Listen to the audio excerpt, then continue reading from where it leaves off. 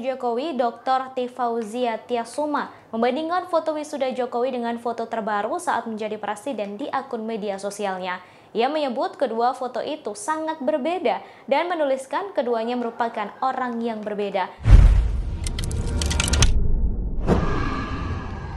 Assalamualaikum warahmatullahi wabarakatuh. Waalaikumsalam warahmatullahi wabarakatuh. Pemirsa, kita berjumpa lagi di acara Dibacain Berita. Kita ingin mendengarkan dulu pengantar atau berita pembuka dari Bung Kameramen. Silakan. Ya, Bung Alfian, alhamdulillah kita berjumpa kembali, Bung Alfian. Nah, Bung Alfian, ini kita dapat kabar atau saya melihat poster lah ya. Dukungan bebaskan Gus Nur, Bung Alfian, karena Selasa 18 April 2023 adalah sidang pembacaan vonis Gus Nur di Pengadilan Negeri Surakarta. Nah, saya melihat ini poster ada Bung Alfiannya gitu. Nah, Bung Alfian gimana nih Bung Alfian? Respon awal lah atas atau nanti nih ada mau sidang vonis Bung Alfian? Terminologi kriminalisasi menurut hemat saya terus berjalan dan disasarkan kepada para ulama-ulama dan tokoh-tokoh Islam yang punya semangat kerja amalan dakwah amar ma'ruf nahi mungkar. Hal itu terjadi pada saya juga. Saya mengalami hal yang sama dengan dua kasus, yang mana kasus pertama itu eksepsi diterima dan kasus yang kedua vonisnya bebas, tetapi output dari kedua itu adalah saya divonis 4 tahun penjara. Nah, sehubungan dengan Gus Nur ini merupakan satu fenomena seorang pemuda Islam yang punya keberanian dan punya pemihakan kepada ketidakadilan dan kezaliman yang dialami oleh umat Islam. Nah, untuk kasus ini menurut saya kok jadi aneh gitu.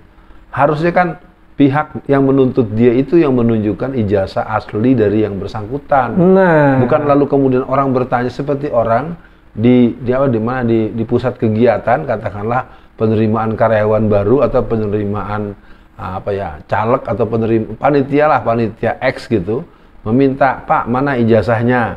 Nah, lalu ketika ijazah ditanya yang asli, malah orang yang bertanyanya ditangkap, malah dituntut 10 tahun penjara. Itu kan sebetulnya lucu, padahal dulu ini kan kasusnya kan kasus perdata. Iya. Kalau kasus perdata itu dia perlu mediasi dan pembicaraan yang sifatnya mendudukkan persoalan. Nah, kasus perdata ini kan lalu oleh pihak jaksa dengan atas nama Bapak Presiden menuntutkan dalam bentuk pidana. Nah, karena dia yang melaporkan dalam bentuk pidana terjadinya penuduhan atau pemfitnahan terhadap ijazah yang palsu itu, jawabannya adalah yang menuntut itulah yang menunjukkan ijazah palsu, ijazah aslinya. Nah, sekarang malah terbalik. Orang dituduh, dia ingin mempersoalkan orang yang menganggap membuat berita bohong, tapi kebohongan tersebut dibuktikan dengan tidak adanya barang yang asli yang dimaksud. Nah, ini kan jadi ribet ya. Saya pikir memang buat pemirsa, semoga saraf kita tetap kuat, batin kita tetap kuat. Kalau tidak, memang kita bisa gila di negeri ini karena banyak hal-hal yang abnormal dan menjadi satu bentuk-bentuk penampakan yang sangat mengecewakan. Begitu respon awal saya. Iya, Bung Alfian, memang saya menangkap apa yang Bung Alfian sampaikan dan banyak tokoh-tokoh lain juga sampaikan ya Bung Alfian. Anggaplah Gus Nur itu dan Bambang Tri salah gitu. Salah, anggaplah beliau salah.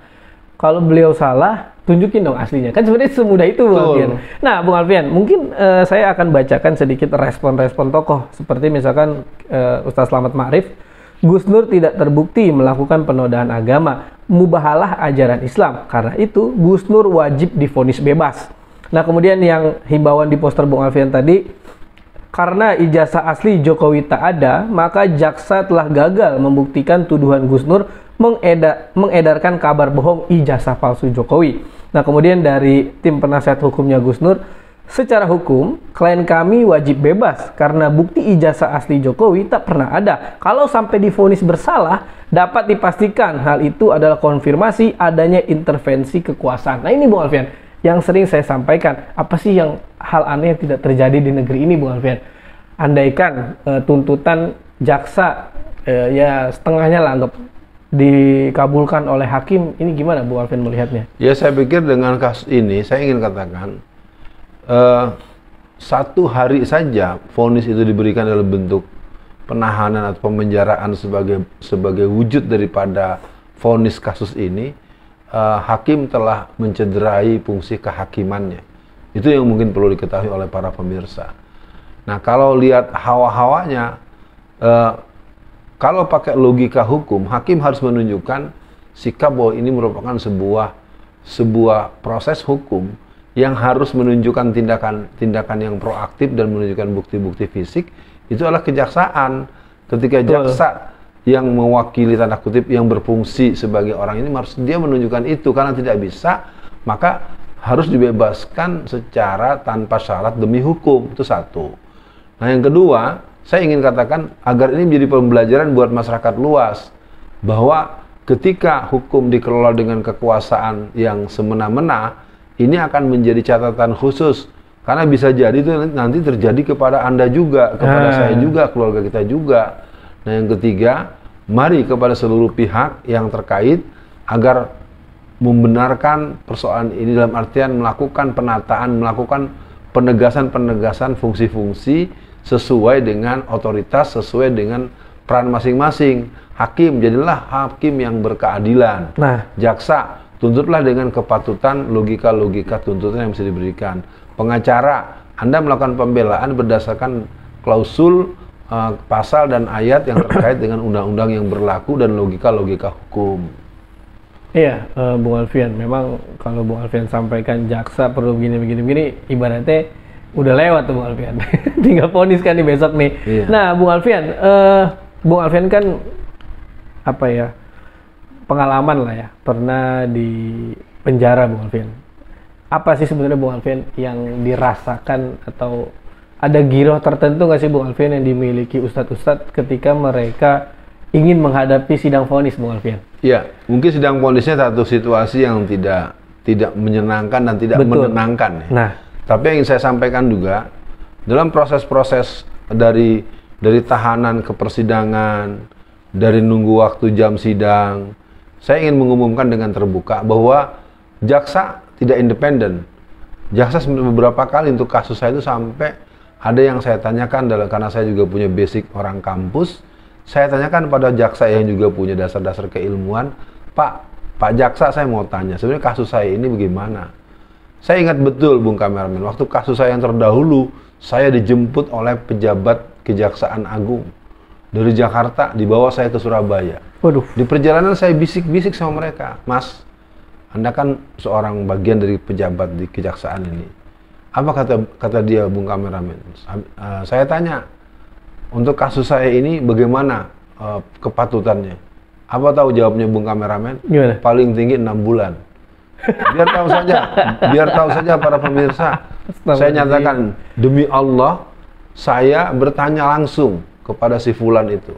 Dan saya lihat dia juga seorang yang mempunyai idealisme sebagai seorang petugas. Saya tanyakan, karena dia sendiri juga kebingungan, tidak ada alasan, termasuk waktu saya divonis, penyidik saya juga sempat berbisik, maafkan saya Ustadz, sesungguhnya kasus Ustadz ini tidak masuk dalam proses pengadilan mestinya, tapi saya diancam dan dipaksa oleh atasan saya. Nah, saya pikir ini perlu saya perdengarkan kepada para masyarakat luas, bahwa negeri ini memang telah dikelola dengan ugal-ugalan. Aparat yang mestinya melakukan keadilan, melakukan pemihakan kepada masyarakat, tidak melakukan itu secara terang-terangan. Iya, Bung Alfian, artinya dengan yang Bung Alfian ceritakan tadi, beberapa aparat juga ini Bung Alfian ya, melakukan hal yang sebetulnya bertentangan dengan hati nuraninya Bung Alfian ya. Nah, tapi Bung Alfian, terlepas dari itulah ya, dia alasan minta maaf lah sama Bung Alfian, tetap aja Bung Alfian, kalau nggak adil aja.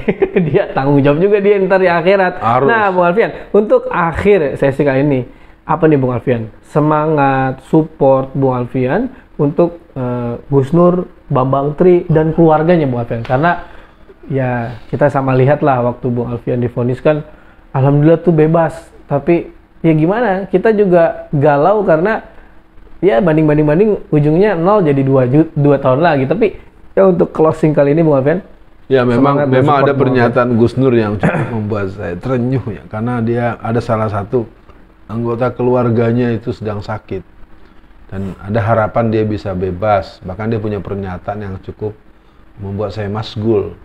Nah, kata kuncinya adalah untuk Gus Nur jelas dia harus bebas demi hukum. Nah untuk Bambang Tri menurut saya apalagi mau diapain lagi tuh Bambang Tri, dia kan udah dihukum kemarin. Begini Bung Kameramen, seseorang apabila dia dilakukan pemerkaraan terhadap sesuatu yang pernah dia mendapatkan masalah itu, dia nggak boleh dihukum lagi dengan masalah itu. Harusnya. Ini kan rentetan daripada Jokowi undercover. Iya benar. Saya himbau buat masyarakat, Jokowi undercover itu pertama karena saya juga seorang kampus ya, orang akademis ya, itu boleh dibilang buku itu relatif ya normatif aja gitu kan. Lalu kemudian dilarang. Lalu kenapa pelarangan dari pihak kepolisian? Mesti kan dari pihak kampus, mesti kan ada penelitian dari segi akurasi, sistematika penulisan, konten, dan relevannya dengan secara tata penulisan ilmiah begitu. Nah jadi yang berikutnya untuk semua masyarakat, apa yang dialami oleh Gus Nur dan Bambang Tri, untuk Bambang Tri khususan kita berikan dukungan moral dan kita doakan beliau. Karena beliau diuji dengan situasi yang dialami oleh istri beliau dengan berbagai keadaan. Nah, betul sekali. Sangat mengenaskan. Ada dinamika yang cukup membuat beliau cukup terpukul. Betul. Jadi mari kita doakan kepada Gus Nur maupun kepada Bambang Tri. Dan secara umum masyarakat, mari kita terus punya semangat membela kebenaran, menuntut keadilan dan melawan kezaliman. Betul. Dengan memahami koridor hukum. Sehingga apa yang kita lakukan menjadi sesuatu yang punya dasar hukum dan keberanian kita tetap karena kebenaran yang ujungnya kita berserah kepada Allah Subhanahu wa taala. Assalamualaikum warahmatullahi wabarakatuh. Waalaikumsalam warahmatullahi wabarakatuh.